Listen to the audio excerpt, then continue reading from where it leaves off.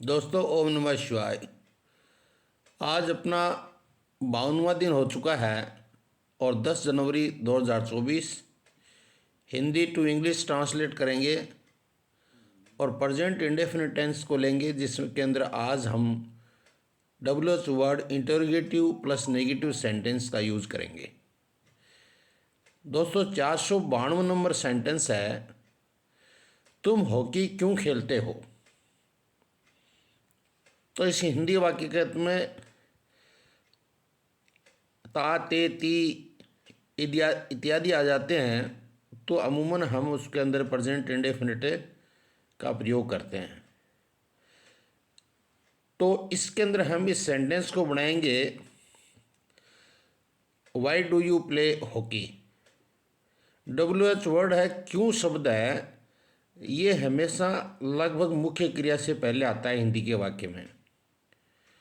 तो उसके लिए क्यों शब्द है, वो खेलते हैं उससे पहले है, तो हम WH वर्ड वाई ले लेंगे। उसके बाद में हमें हेल्पिंग वर्ब की ज़रूरत पड़ेगी, तो डू हेल्पिंग वर्ब है। उसके बाद में यू है, वो सब्जेक्ट का काम कर रहा है। प्ले है, वो मैन वर्ब का काम कर रहा है। हॉकी है, वो ऑब्जेक्ट का काम कर रहा है। Why do you play hockey. अगला 493 नंबर सेंटेंस है, मैं गाने क्यों सुनता हूँ। मैं गाने क्यों सुनता हूँ। इसमें भी सुनता शब्द है, ये मैन वर्ब है। इससे पहले क्यों शब्द आया है, तो वही क्यों का इंग्लिश बन जाएगा वाई। और ता हूँ आ गया, तो इसका मतलब हेल्पिंग वर्ब है, वो डू आएगा। Why do I listen to song.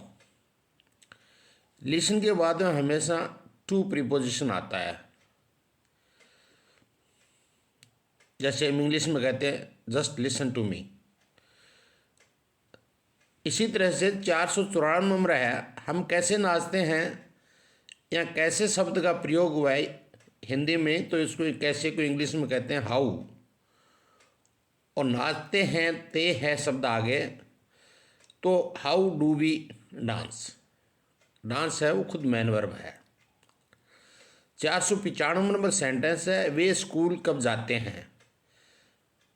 ये मैन वर्ब से पहले कब शब्द आ गया, कब का इंग्लिश वैन बन जाएगा, और जाते हैं तो प्रेजेंट इंडेफिनिट टेंस हो गया। When do they go to school. To इसलिए आएगा क्योंकि दे वे और स्कूल का दोनों का एक जगह मिलन हो रहा है, तो उसके लिए प्रीपोजिशन टू का प्रयोग होता है। इसी तरह से 496 नंबर है, वह पढ़ने कहाँ जाती है। Where does she go to study. अगर हम स्टडी को प्रोनाउन के रूप में लेते हैं, यानी प्रोनाउन का मतलब ये समझो कि आप नाउन के रूप में लेते हैं कि वह अध्ययन के लिए या पढ़ने के लिए कहाँ जाती है, तो हम इसके लिए फॉर का भी प्रयोग कर सकते हैं। लेकिन एप्रोप्रिएट सेंटेंस ये, where does she go to study. She है इसलिए डज आ गया, और कहाँ है उसका वेयर आ गया, और स्त्रीलिंग है इसलिए सी आ गया, और गो मैन वर्ब है, और अगली भी मैन वर्ब है स्टडी पढ़ने। तो दोनों मैन वर्बों के बीच के अंदर हमें इन्फिनिटिव टू का प्रयोग करना पड़ता है। कई बार कई चीज़ों में नहीं भी होता है, आगे बताएंगे। 497 में वह गाना गाने कहाँ जाता है। कहाँ का मतलब वेयर आ गया, where does he go to sing a song. ये ज़्यादातर हम ये जो वीडियो में डाल रहा हूँ छोटे छोटे इंग्लिश के सेंटेंस, ये बच्चों के लिए है, ताकि बच्चे उसको जल्दी से कैच कर पाएँ कि कैसे हिंदी से अंग्रेजी में ट्रांसलेट करना है। जब वो फिर लिखना शुरू कर देंगे तो हिंदी की आवश्यकता नहीं पड़ेगी, उसको दिमाग के अंदर अपना आप क्रिएट होते रहते हैं सेंटेंस इंग्लिश के अंदर, वो अपना आप लिखता रहता है। ये एक शुरुआत की फर्स्ट स्टेज है। इस स्टेज के अंदर बच्चे के दिमाग में ये बार बार बातें प्रवेश करनी चाहिए कि कौन सा सेंटेंस बोलने से कौन सा टेंस का प्रयोग होता है, तो उस समय उसकी कौन सी हेल्पिंग वर्ब मेन वर्ब का प्रयोग होता है। 498 नंबर सेंटेंस, राम क्या चाहता है, व्हाट डज राम वांट। इसी तरह से एक वचन आ गया तो डज आ गया इसमें।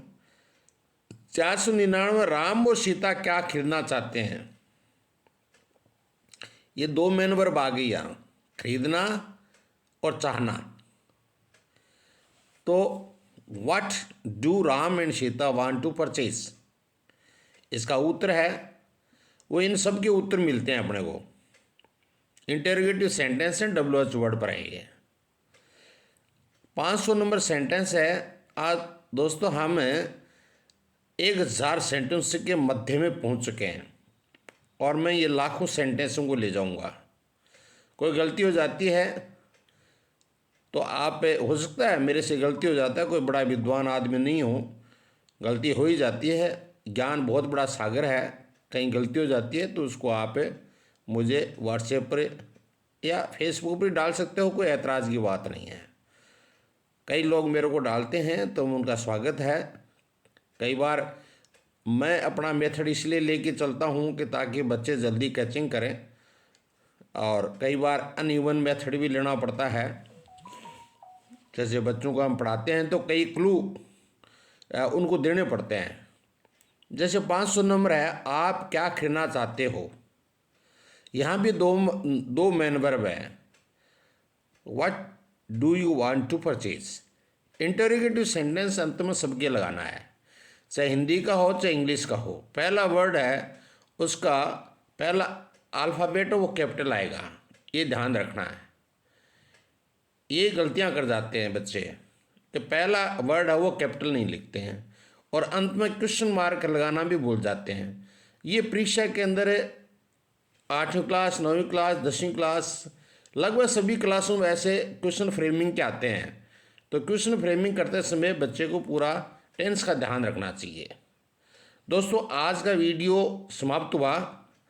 मुझे दोस्त प्यारे बच्चों, ऐसा लग रहा है कि आप इसका भरपूर फ़ायदा उठा रहे होंगे और मैं आगे इसको, अब दूसरे प्रेजेंट इंडेफिनिट टेंस में चल रहे हैं और इसके बाद में कुछ प्रेजेंट इंडेफिनिट के कुछ और भी स्पेशल रूल हैं, उनको भी मैं बताऊंगा और आगे हम सारे टेंसों को कवर करेंगे। आप मेरे साथ जुड़े रहिए और वीडियो को शेयर भी कीजिए। और बहुत बहुत धन्यवाद आपको। आपका दिन आज मंगलमय हो। ओंकारमल की तरफ से ओम नमः शिवाय।